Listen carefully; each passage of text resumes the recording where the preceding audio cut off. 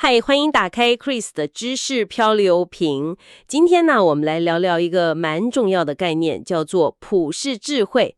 就是那种能帮我们把世界看得更清楚，做决策更准确的智慧啦。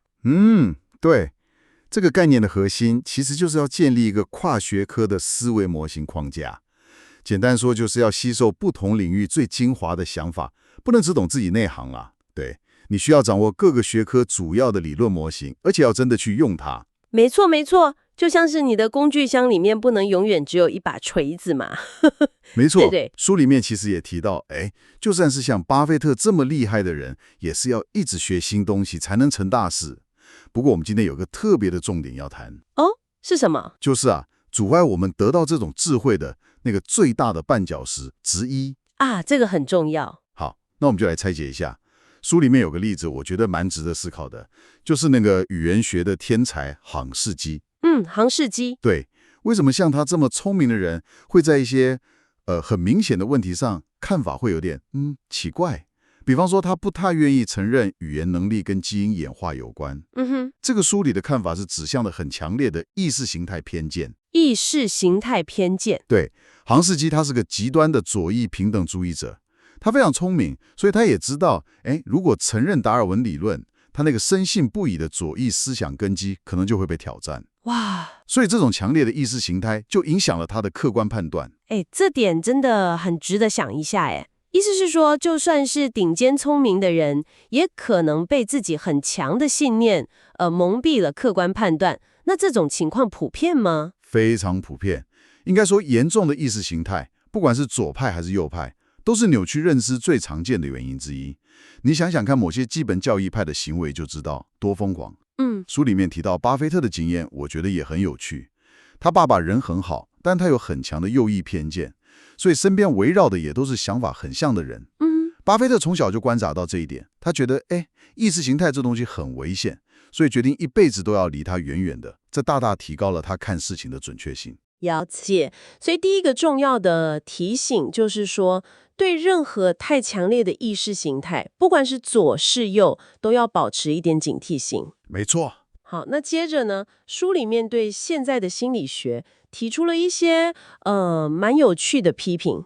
是的，书里认为现在的心理学有点像是那个法拉第之后，但还没到麦斯威尔之前的电磁学那什么意思？就是说，发现了很多原理、很多现象，可是好像少了一个能把它们好好整合起来的一个统一的理论框架。我懂了，好像有很多拼图的碎片，可是还没有看到那个盒子上面的完整图样可以参考，这样。对，有点那个意思。而且很多心理学的教科书忽略了人性里面一些很基本的部分，比方说妒忌。妒忌。对你看十诫里面就好几条跟妒忌有关，对不对？古时候的人都知道，可是你翻开很多心理学教科书，找不到这个词。还有像是心理否认。心理否认，这个我知道，好像古希腊人就说过，一个人想要什么，他就会相信什么。没错，书里就提到一个例子，有个妈妈她很爱的儿子意外过世了，但她一直坚信儿子还活着，甚至有时候精神会失常。哇，这就是一个警讯嘛，告诉我们在很大的压力下或是很强烈的愿望下，我们可能不知不觉就扭曲了事实，来符合自己的期待。这当然会影响到重要决策。确实。对，然后教科书也常常轻视了多种心理因素叠加起来产生的那种鲁拉帕鲁萨效应。鲁拉帕鲁萨，这名字好特别。哈哈，对，他的意思是，当有2种、3种甚至更多因素同时作用的时候，它们产生的影响往往会不成比例的放大，远远超过单一因素的效果。这听起来，是不是有点像那个很有名的米尔格兰电极实验？我记得那个实验通常都被解释成服从权威。对，很多人都这样解释，但书里认为这样不够完整。权威当然是其中一个因素，没错。可是你如果仔细去分析，会发现至少还有另外5种心理因素同时在那个情景下发挥作用。哇，5种。对，是这些因素全部加在一起，才造成了那么惊人的结果。竟然有65%的普通人会听从指示，对另一个人施加他们以为是真的痛苦电击。这真的蛮可怕的。这就是鲁拉帕鲁萨效应一个很典型的例子。很多因素汇集在一起，造成了不成比例的巨大影响。书里还说，就算是像斯坦福大学用的教科书，对这个实验的理解可能都还不够全面。了解。哇，那如果连专家都可能没看清楚全貌，那我们这些聪明人要怎么避免犯下这种因为视野太窄，或是忽略了多重因素而导致的错误呢？关键就在于你要建立并且使用检查清单。检查清单，像飞行员起飞前那样吗？完全正确，就是那个意思。你需要掌握所有主要的心理学模型，还有其他学科的重要模型，把它们当作你脑袋里的一个工具箱，一个检查清单。遇到复杂情况的时候，就拿出来用，一个一个去对。像飞行员那样 A、B、C、D 一项一项核对，确保没有漏掉什么重要的环节。对，不能因为觉得自己很聪明就不用检查清单。没有人聪明到不需要这个步骤。你看米尔格兰实验的例子就知道，如果当初研究人员用了检查清单去核对所有可能的心理因素，可能就不会只看到权威这一个，而忽略了其他5个。有道理。如果你缺乏这种方法，你就会一再失败。尤其要特别注意，当很多因素组合在一起，可能产生那种鲁拉帕鲁萨后果的时候，那个结果可能让你发大财，但也可能让你彻底完蛋。哇，这个检查清单的概念听起来真的很实用。除了这个之外，作者在重读这大内容的时候，好像还有一些更宏观的人生经验的反思。对，他有提到几点。首先，他又再次强调，避免强烈的政治偏见，这点还是非常非常重要。他观察到，不管是左派还右派，这种偏见好像越来越严重了。这就导致很多人没办法正确地认识现实。